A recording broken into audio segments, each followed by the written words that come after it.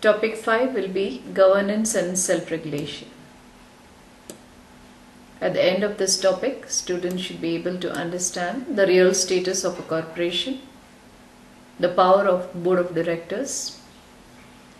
We'll also be able to suggest to revamp the present state of board and appreciate the changing nature of a board. Now, what is this topic all about?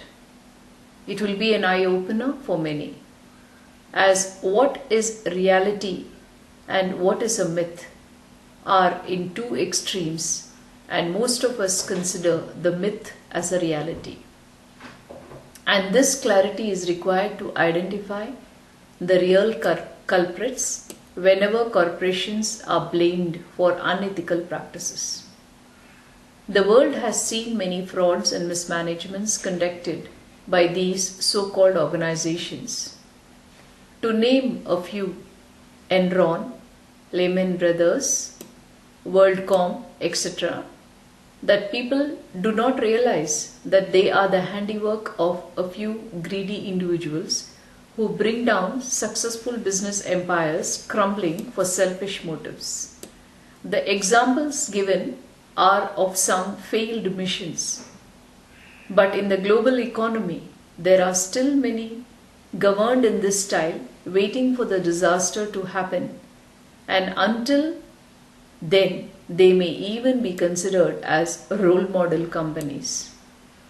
Good governance and effective business management is possible only when the actual power and decision making becomes accountable and all levels of management take up the responsibility. This concept that is learnt in courses is far from the actual, as the power normally is concentrated and there is a blame game played whenever things go wrong.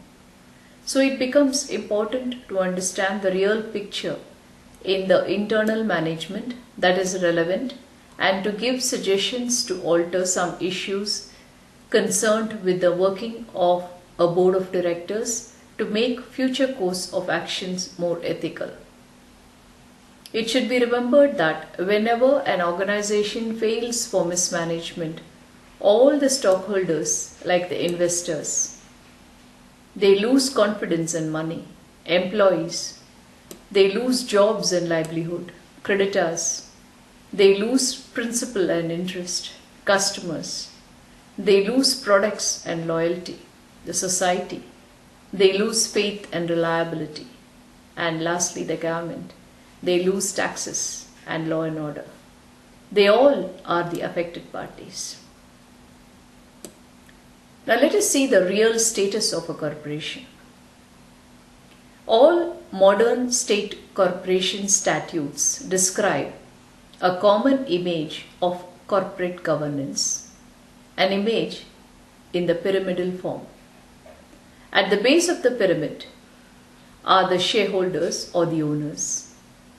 They elect the representatives called the intermediate level, board of directors. They in turn appoint corporate officers called employees, and this is the legal image. These are the common levels of hierarchy called the top management, the middle management, and the supervisory level. In reality, this legal image is a myth. There is one-man autocracy called the chairman of the board or the CEO, and it is he who chooses the board of directors and thereby controls the corporation. The common theme of many instances of mismanagement is a failure to restrain the power of these senior executives. Thus, corporate directors are almost invariably chosen by proxy election.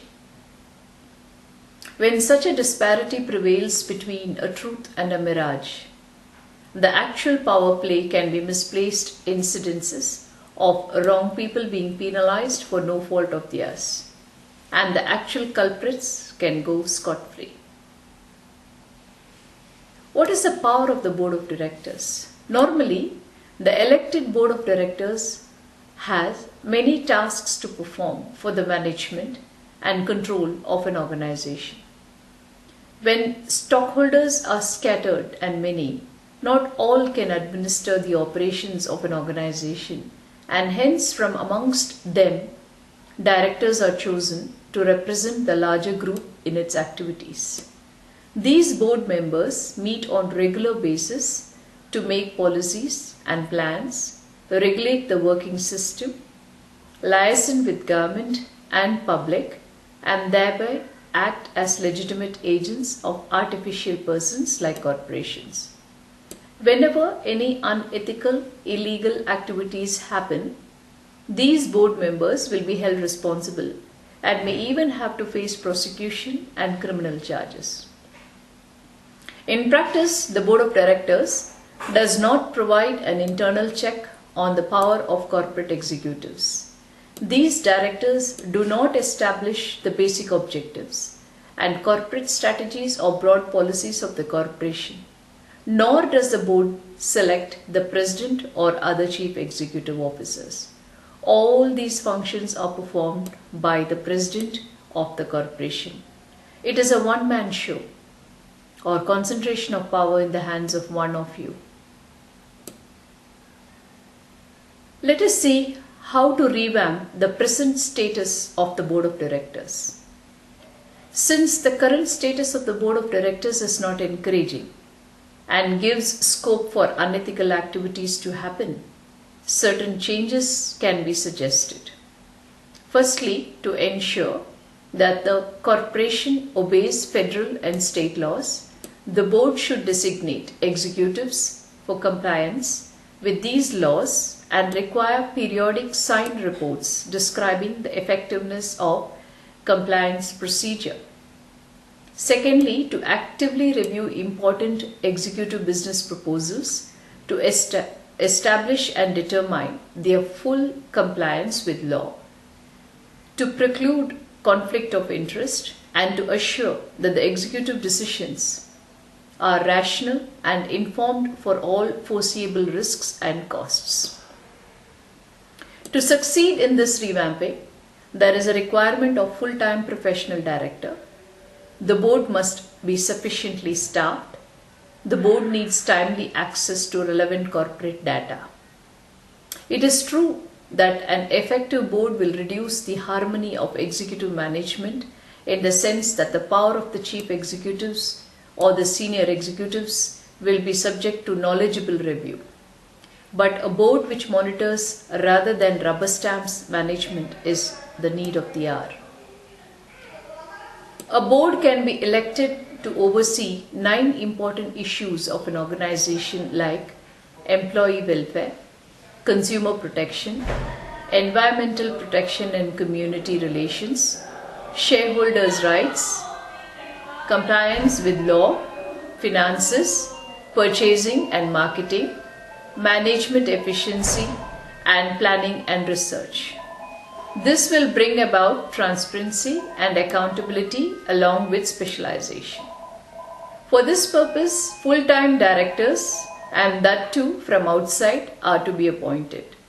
As within an organization, experienced and competent 9 directors may not be available.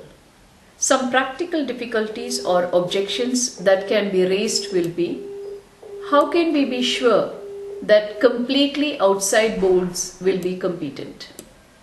Once full-time directors are appointed, there may not be enough for all firms.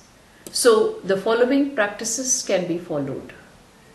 Directors should be limited to 4, 2 terms comprising of 2 years so that the boards do not become stale. No director to be allowed to serve on more than one board at any one time. Shareholders' electoral process to be made more democratic. What is the changing nature of a board now?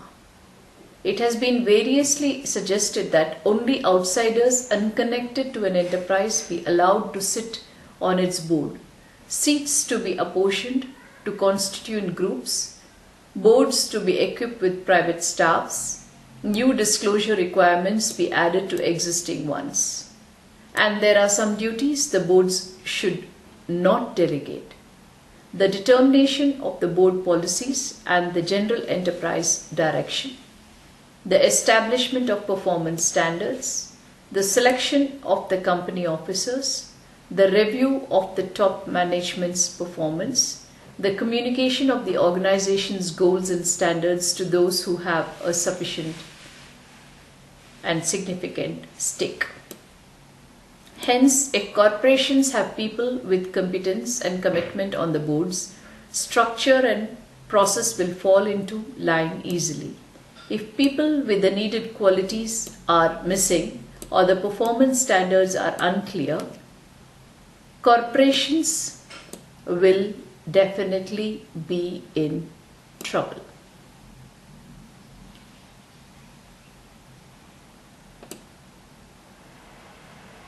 This is to conclude the topic 5, and definitely we could come to this understanding that what is the reality and what is the myth has got two extremes to it, and this understanding will make us appreciate the internal management system that is prevalent in an organization.